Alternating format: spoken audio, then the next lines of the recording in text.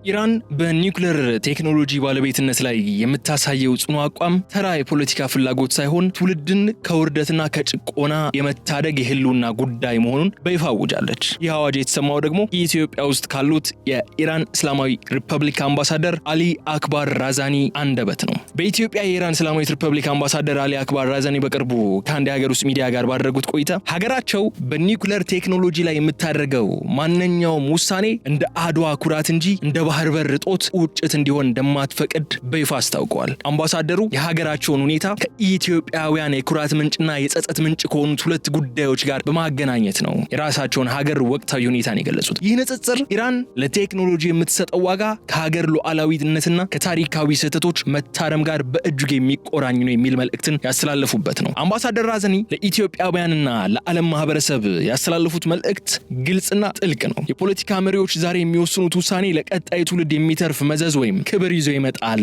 የሚል መልእክትን ያስተላለፉት አምባሳደሩ የኢትዮጵያን ወቅታዊ የባህር በር መዳረሻ ማጣት እንደ ትልቅ ታሪክ ትምህርት አንስተውታል። የቀድሞ የኢትዮጵያ መሪዎች በወሰኑት ስልታዊ ውሳኔ ምክንያት ዛሬ ሀገሪቱ የባህር በር አልባ ሆና በኢኮኖሚና በጂኦፖለቲካ ጫና ውስጥ እየተሰቃየች መሆኑን በማንሳት ኢራን በኒውክሌር ቴክኖሎጂዋ ላይ እንዲህ አይነት ስህተት እንዲፈጠር አትፈቅድም ሲሉ በጽኑ የሀገራቸውን አቋም አንጸባርቀዋል። ለኢራን የኒውክሌር ቴክኖሎጂ ባለቤትነት የ21ኛው ክፍለ ዘመን የባህር በር ነው ሲሉም ነው የተደመጡት። ይህ ቴክኖሎጂ ዛሬ ላይ በምዕራባውያን ጫና አሳልፎ መስጠት ከዓመታት በኋላ የሚመጣውን የኢራን ትውልድ ልክ እንደ ዛሬዋ ኢትዮጵያ በቁጭትና በሐዘን እንዲኖር ማድረግ እንደሆነም ቴህራን ታምናለች። ለዚህም ነው የኒውክሌር መብቷን ለማንም አሳልፎ አለመስጠት ለቀጣዩ ትውልድ የሚተርፍ የሉዓላዊነት ዋስትና አድርጋ ኢራን እየወሰደችው ያለችው። አምባሳደሩ ንግግራቸው ይበልጥ በዝርዝር ሲያብራሩ ደግሞ ምን ይላሉ መሰላችሁ? ኢራን በኒውክሌር ቴክኖሎጂ ላይ የምታሳየው ድርድር አልባነት ከኢትዮጵያ የአድዋ ድል ጋር የተቆራኘ መሆኑን ይጠቁማሉ። አድዋ ለኢትዮጵያውያን የነጻነትና የኩራት ምልክት እንደሆነው ሁሉ የኒውክሌር ቴክኖሎጂን በራስ አቅም ማልማትና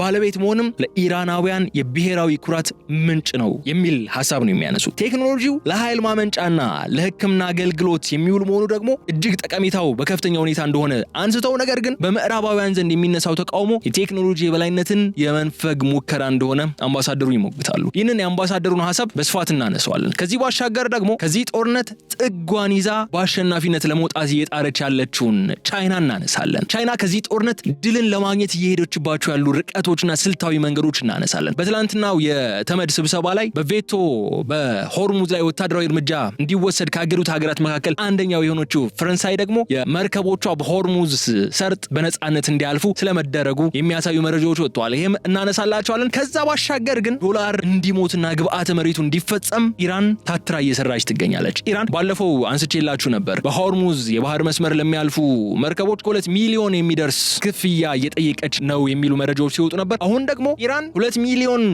ዶላር የሚገመት ገንዘብ በዩዋን ወይም በቢትኮይን መክፈል የሆርሙዝን አክሰስ ለማግኘት እንደሚያስችል የተገለጸችበት አንድ አስገራሚ መረጃ አለ። እሱም እማነሳላችሁን የሚሆኑ የተከበራችሁ የገበያ ሚዲያ ተከታታዮቻችን፣ ስለዚህ አብራችሁን በመቆየት እንድትከታተሉኝ ጋብዛችኋለሁ። ቪዲዮውን ላይክ ማድረጋችሁ እንዳትዘነጉ፣ ሀሳብ አስተያየታችሁን ኮሜንት መስጫው ላይ አስቀምጡልኝ። ከተከታዩ አጭር መሸጋገሪያ በኋላ በዝርዝር ጉዳዮች ነው የምንገናኘው። ስለዚህ አብራችሁን ቆዩ። ታላቅ የባህል ቅናሽ ከጎልደን ፓላስ ሪል ስቴት በመሃል ከተማ በ22 ከጎላጎል ፊት ለፊት ባለ 1 መኝታ በ451 ሺህ ብር፣ ባለ 2 መኝታ በ645 ሺህ ብር፣ ባለ 3 መኝታ በ866 ሺህ ብር ቅድመ ክፍያ ከ86 ካሬ እስከ 165 የካሬ አማራጮች 50% የባንክ ብድር አመቻችተን ለሽያጭ አቅርበንልዎታል። ምን ይሄ ብቻ! በሰሚት 72 100% የተጠናቀቁ ካርታ ያላቸው ባለ 2 እና ባለ 3 መኝታ ቤቶችን ከ20% ቅድመ ክፍያ ጀምሮ የቤተውን ቁልፍ ተረክበው በደስታ መኖር ይጀምሩ ስንሎ ኩራት ይሰማናል። አፓርትመንቶቻችን በውስጡ ዘመናዊ ጅምና ስፋ፣ ሰፋፊ ሊፍቶች፣ በቂ የመኪና ማቆሚያ ከኤሌክትሪክ ቻርጀር ጋር፣ የከርሰ ምድር ውሃ፣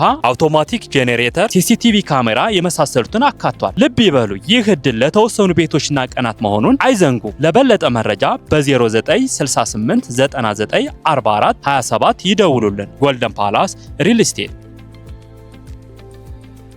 በኢትዮጵያ የኢራን አምባሳደር የአሁኑ ትውልድ ለቀጣይ ትውልድ ኃላፊነት አለበት ሲሉ ነው የተደመጡት። ኢራን በኒውክሌር ጉዳይ ላይ የምታደርገው ማንኛውም ስምምነት የሀገሪቱን የረጅም ጊዜ ስልታዊ ጥቅም የማይጎዳ መሆን አለበት። ይህ ካልሆነ ግን የታሪክ ተወቃሽነትን አንሸከምም በማለት ኢትዮጵያን እንደ ምሳሌ አድርገው ነው ያቀረቧት። ኢትዮጵያ ዛሬ ለገጠማት የባህር በር ችግር ታሪካዊ ውሳኔዎች እንደምትወቅሰው ሁሉ ኢራንም የነገው ትውልድ የሚወቅሳት ውሳኔ ከማስተላለፍ ከፍተኛ ጥንቃቄ ያደረገች መሆኑን ገልጿል። በአሜሪካ የሚቀርቡ የድርድር ጥያቄዎችን ትርጉም የለሽ ሲሉ የፈረጁት አምባሳደር ራዛኒ በሀገር ላይ ጥቃት እየተፈጸመና ህገወጥ ጦርነት እየተካሄደ ባለበት በዚህ ወቅት ስለ ሰላምና ስለ ድርድር ማውራት ፋይዳ የለውም ሲሉ ተደምጧል። አሜሪካ ቀደም ሲል የነበሩ ዲፕሎማሲያዊ ሂደቶችና ጠረጴዛዎች ላይ ይደረጉ የነበሩ ንግግሮች 3 ጊዜ ማፍረሷን አስታውሷል። ኢራን አሁን የምትፈልገው በተግባር የሚገለጥ መከባበርን እንጂ በቃላት የታጀበ ሽንገላና ጫና እንዳልሆነ አስረድቷል። ይህ የኢራን አቋም የሚያሳየን ሀገሪቱ በኒውክሌር ቴክኖሎጂ ዙሪያ የምታደርገውን እንቅስቃሴ ከዓለም አቀፍ ፖለቲካዊ ፍላጎት ይልቅ ከሀገራዊ ደህንነትና ከትውልድ ተጠያቂነት አንጻር እንደምትመዝነው ነው። የቴክኖሎጂ ባለቤትነት የመደራደሪያ ካርድ ሳይሆን የመኖርና ያለመኖር የህልውና ጉዳይ ሆኗል።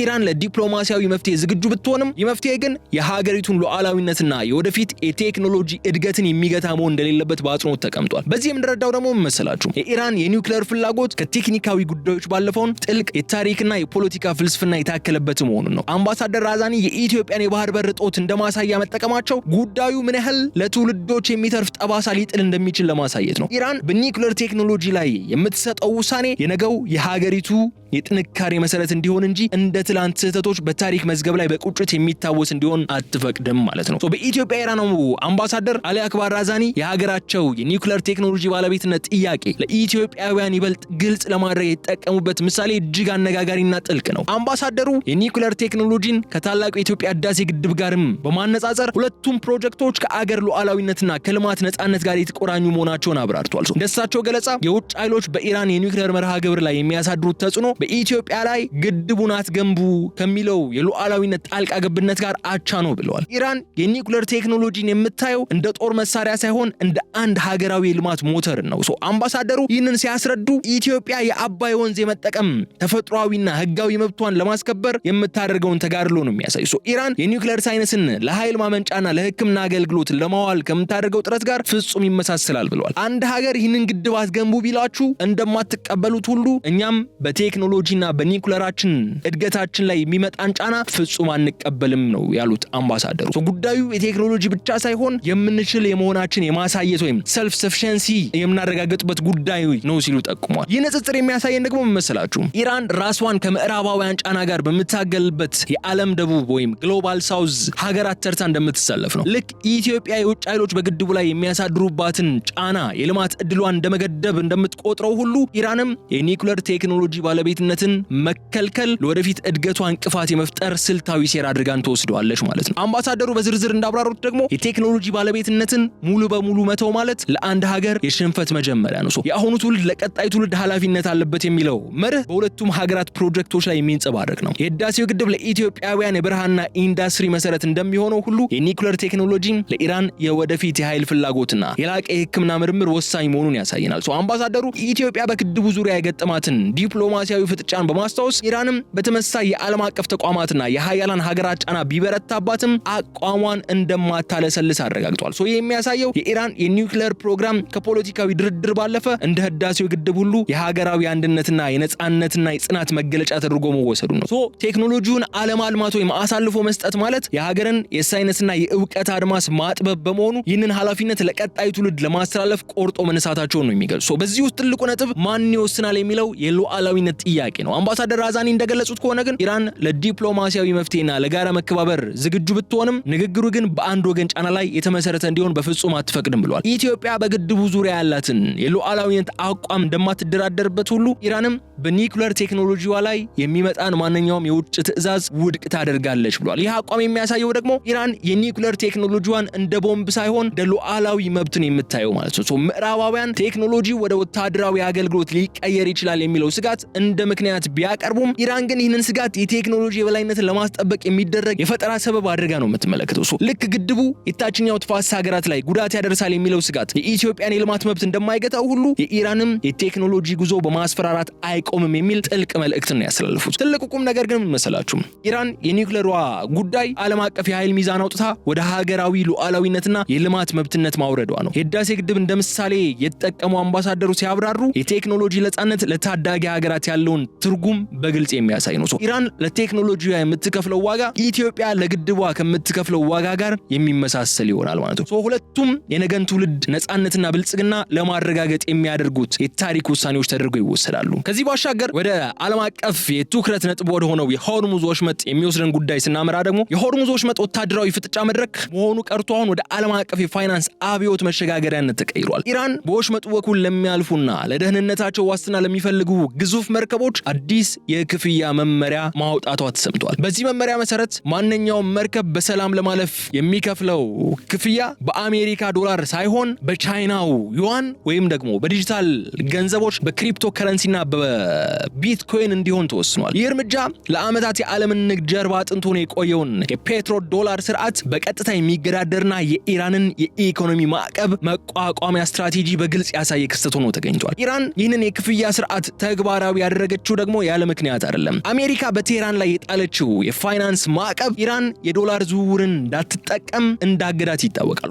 ኢራን የሆርሙዝን ወሽመጥ ስልታዊ የበላይነቷን በመጠቀም ዓለም አቀፍ የንግድ መርከቦች ከዶላር ውጭ ባሉ አማራጮች እንዲገበያዩ ያስገደደች ነው ያለችው። ይህ የሆርሙዝ ታሪፍ መርከቦች ለኢራን የባህር ኃይል የሚከፍሉት የጥበቃና የደህንነት ዋስትና ተደርጎም ተወስዷል። በተለይ በቻይና ዩዋን እንዲከፈል ኢራን መጠየቋ በቤጂንግ እና በቴህራን መካከል ያለውን ስልታዊ ወዳጅነት የሚያጠናክር ከመሆኑም በላይ ቻይና በዓለም ንግድ ላይ ያላትን የገንዘብ ተጽዕኖ ከፍ እንዲል ያደርገዋል። በሌላ በኩል ደግሞ የክሪፕቶ ምንዛሬዎችን ማለትም እንደነ ቢትኮይን ያሉትን ማለት ነው መጠቀም ክፍያው በማዕከላዊ ባንኮችና በአሜሪካ የክትትል ስርዓት ውስጥ ሳያልፍ በቀጥታ የሚመለከተው አካል ላይ እንዲደርስ ያስችላል። ይህ የኢራን ስልት ዲዶላራይዜሽን ተብሎ የሚጠራውንና ዓለምን ከዶላር ጥገኝነት ለማውጣት የሚደረገውን እንቅስቃሴ በእጅጉ የሚያፋጥነው ይሆናል። ይህ አዲስ የክፍያ ስርዓት በዓለም አቀፍ የኢንሹራንስና የንግድ ድርጅቶች ላይ ትልቅ ድንጋጤን ፈጥሯል። ብዙዎቹ የምዕራባውያን መርከቦች በዩዋን ወይም በክሪፕቶ ለመክፈል የህግና የቴክኒክ መሰናክሎች ቢገጥሟቸውም የወሽመጡን መዘጋት ተከትሎ የሚመጣውን የነዳጅ ዋጋ መናርና የጉዞ መዘግየትን ለመከላከል ግን የኢራንን ቅድመ ሁኔታ ለመቀበልና በተባሉት መንገድ ክፍያውን ለመፈጸም ይገደዳሉ።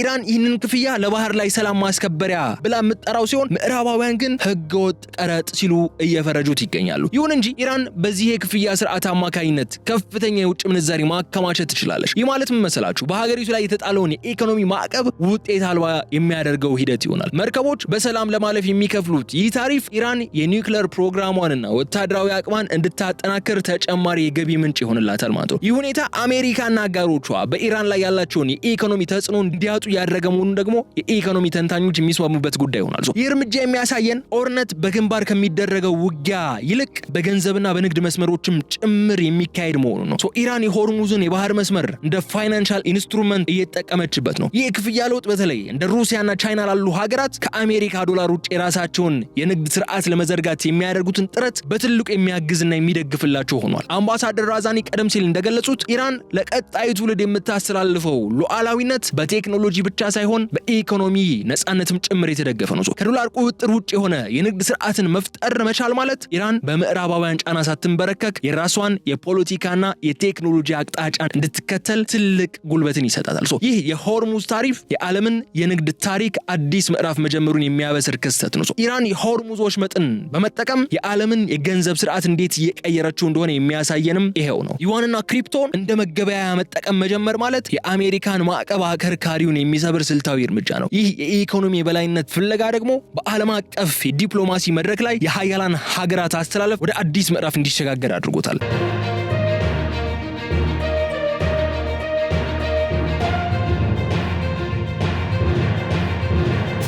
የዓለም ፖለቲካዊ አስተላለፍ አንድ ትልቅ ታሪካዊ ለውጥን አስተናግዷል። ክስተቱ ደግሞ ትላንት መጋቢት 25 ቀን 2018 ዓ.ም ተመዘገበ ነው። ስልታዊ ጠቀሜታ ያለውን የሆርሙዝ የባህር መስመርን በወታደራዊ ኃይል ለማስከፈትና በኢራን ላይ ቀጥተኛ እርምጃ ለመውሰድ የቀረበውን የአረብ ሀገራት የውሳኔ ሐሳብ ሩሲያ፣ ቻይናና ፈረንሳይ በጋራ ድምጽ ውድቅ አድርገውታል። ይህ የቬቶ መብት ያላቸው ሶስቱ ሀገራት ያሳዩት ተቃውሞ አሜሪካና እስራኤል በኢራን ላይ ሊወስዱት ያሰቡትን ህጋዊነት የተላበሰ የኃይል እርምጃ መሰረት ያሳጣና የዓለምን ዲፕሎማሲያዊ ሚዛን ወደ አዲስ አዲስ አቅጣጫ ያዞረ ክስተትም ሆኗል። የአረብ ሀገራት ለተባበሩት መንግስታት ድርጅት ያቀረቡት የውሳኔ ሐሳብ በሆርሙዝ ወሽመጥ ላይ ያለውን የዓለም አቀፍ የነጻ መርከቦች እንቅስቃሴ ለማስከበር አስፈላጊውን ኃይል ሁሉ መጠቀም ወይም all necessary measures የሚል ፍቃድን የሚሰጥ ነበር። ይሁን እንጂ ሩሲያና ቻይና ይህን ሐሳብ መቃወማቸው የሚጠበቅ ነው። ማለት ሩሲያና ቻይና ስትራቴጂክ አጋሮች ናቸው የኢራን። ግን ባልተጠበቀ ሁኔታ ከቀናት በፊት ሲሾፉባቸው የነበሩት ፕሬዚዳንት ኢማኑኤል ማክሮን የሚመሯት ሀገር ፈረንሳይ ከእነርሱ ጋር ቆማ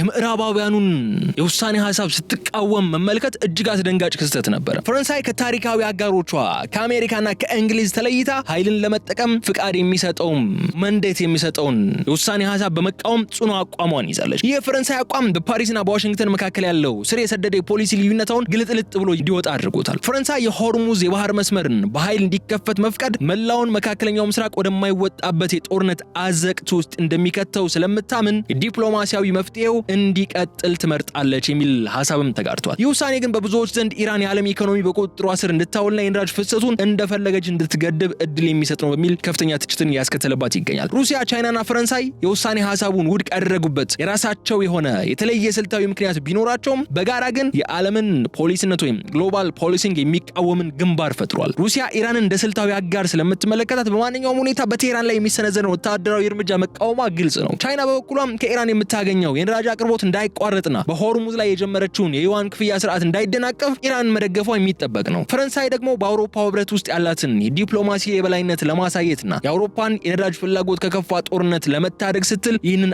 አቋም ስለመውሰዷ ይታመናል። ይህ የሶስቱ ሀገራት የፈጠሩት የሰላም ግንባር ተብሎ የሚጠራው ጥምረት አሜሪካ በዓለም አቀፍ ተቋማት ውስጥ ያላትን ተጽዕኖ በከፍተኛ ሁኔታ የቀነሰው ሆኗል። የውሳኔ ሐሳቡ ውድቅ መደረግ ኢራን በወሽመጡ ላይ ያላችን የጣለችውን የቁጥጥር ስልት ዓለም አቀፍ የህግ ከለላ ባያገኝም እንኳን ወታደራዊ እርምጃ እንዳይወሰድበት ግን የሚከላከል ዲፕሎማሲያዊ ጋሻ እንዲኖራት አድርጓል። ይህ ክስተት የሚያሳየን ደግሞ ሌላኛው መሰላችሁ የዓለም የኃይል ሚዛን አሁን ከነጠላ የበላይነት ወይም ዩኒፖላር ሲስተም ወደ ብዙሃን የኃይል ማዕከላት መልታይ ፖላር መሸጋገሩን የሚያሳይ ነው። ፈረንሳይ ከአሜሪካ ይልቅ ከሩሲያና ከቻይና ጋር በወሳኝ የጸጥታ ጉዳዮች ላይ ወግና መታየቷ የምዕራባውያንን የአንድነት ጥያቄ ውስጥ እንዲገባ ያደርጓል። አምባሳደር ራዛኒ ቀደም ብዬ እንደነገርኳችሁ እንዳነሱት ደግሞ ኢራን ለዲፕሎማሲያዊ መፍትሄና ለጋራ መከባበር ላይ መሰረት ላደረገ ንግግር ዝግጁ ነች። የቬቶ ውሳኔ ደግሞ ኢራን የምትፈልገው ሉዓላዊነትን መሰረት ያደረገ ንግግር እንዲቀጥል እድልን የሚሰጥ ነው። ይሁን እንጂ ይህ ዲፕሎማሲያዊ ድል በምድር ላይ ያለውን ውጥረት እንዲበርድ አላደረገውም። አሜሪካና እስራኤል የተባበሩት መንግስታት ድርጅትን ውሳኔ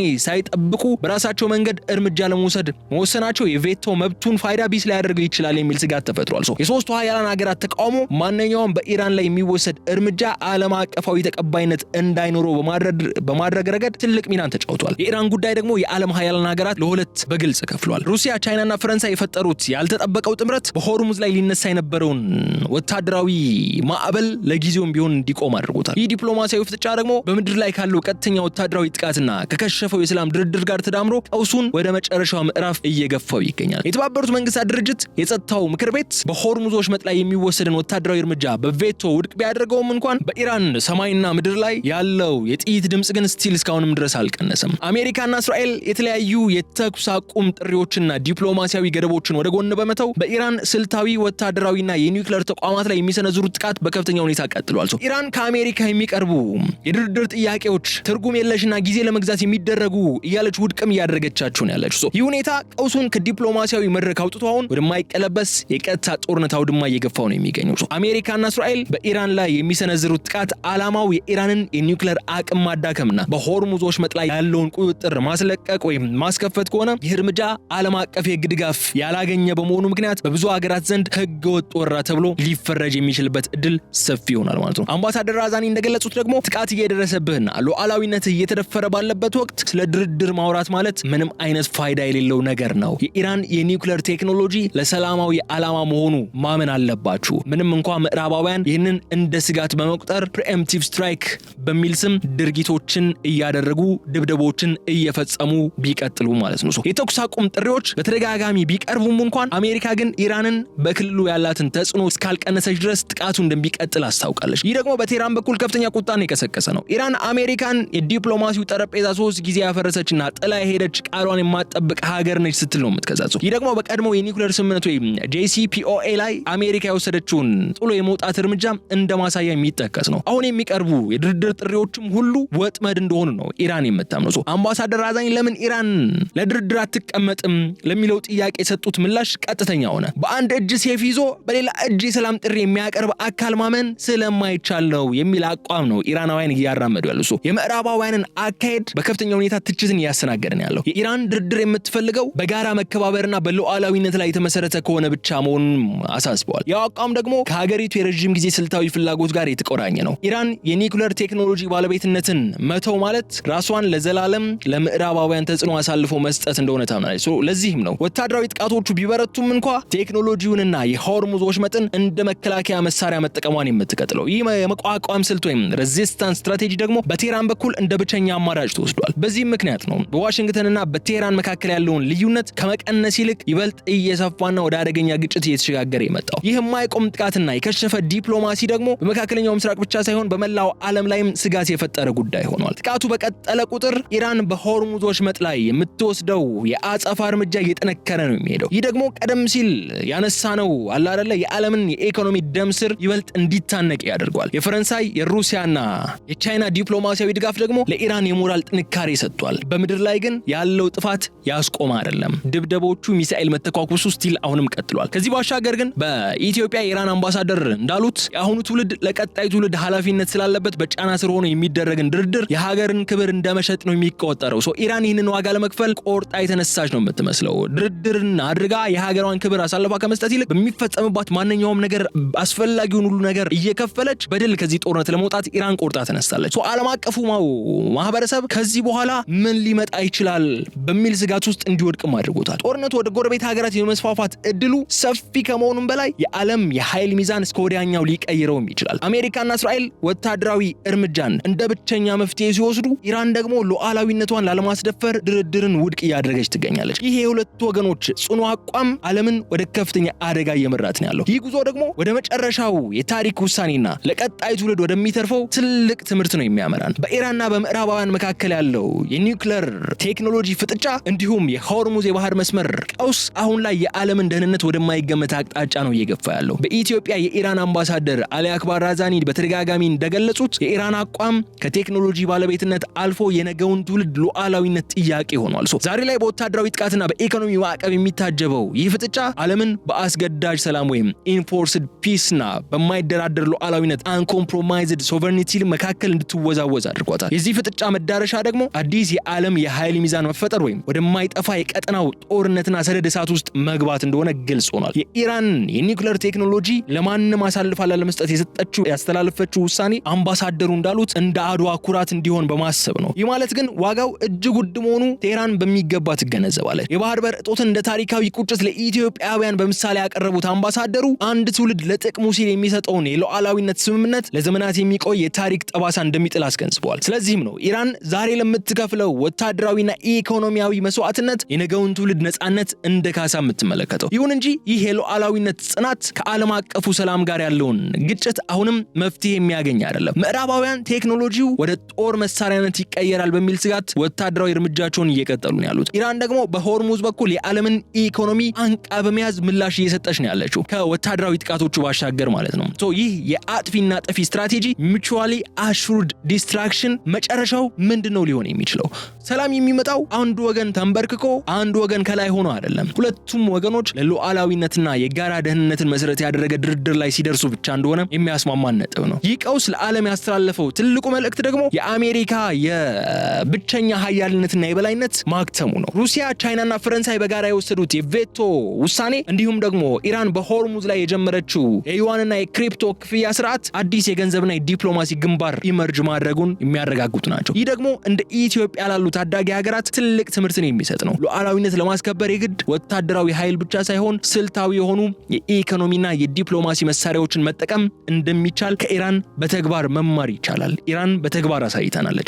አምባሳደር ራዛኒ የኢትዮጵያን የህዳሴ ግድብና የባህር በር ጉዳይ ከሀገራቸው ወቅታዊ ሁኔታ ጋር አያይዘው ማንሳታቸው ኢራን ራሷን እንደ የቴክኖሎጂ ነጻነት ተሟጋች አድርጋ በመቁጠር ከኢትዮጵያና ከሌሎች ሀገራት ጋር የግል ትግል መስመር ለመፍጠር ያላትን ፍላጎት ያሳያል። የወደፊቱ ዓለም በሀያላን ትዕዛዝ ብቻ የሚመራ ሳይሆን ሀገራት የራሳቸውን እድል በራሳቸው የሚወስኑበት መድረክ እንዲሆንም ነው ኢራን ጥረት እያደረገች ያለችው። ይህም ለብዙዎቹ ተስፋ፣ ለጥቂቶች ደግሞ ስጋት ሆኗል ማለት ነው። የዚህ ልዩ ጥንቅራችን ማጠቃለያው ነጥባችን ግን ምን መሰላችሁ? የውሳኔ ብስለት የሚለውን እናነሳለን። ኢራን በኒውክሌር ቴክኖሎጂዋ ላይ የወሰደችውን አቋም ከቀጣይ ትውልድ ተጠያቂነት ለመዳን ወይም መጪውን ትውልድ ባገናዘበ መልኩ የሚመራ መሆኑ እጅግ የሚያስገርም ያደርገዋል። በኢትዮጵያ የኢራኑ አምባሳደር እንዳሉት ኢትዮጵያን ታሪክ በምሳሌነት ጠቅሰው እያንዳንዱ የፖለቲካ ውሳኔ ከዛሬ ባለፈ ነገን መመልከት እንዳለበት ማሳሰባቸው የሆርሙዝ ወሽመጥ ቀውስም ቢሆን የዓለምን የኢኮኖሚ ሁኔታ ከማናጋት ባለፈ የዓለምን የፍትሃዊነት ጥያቄ ወደ አደባባይ ያወጣ መሆኑን ነው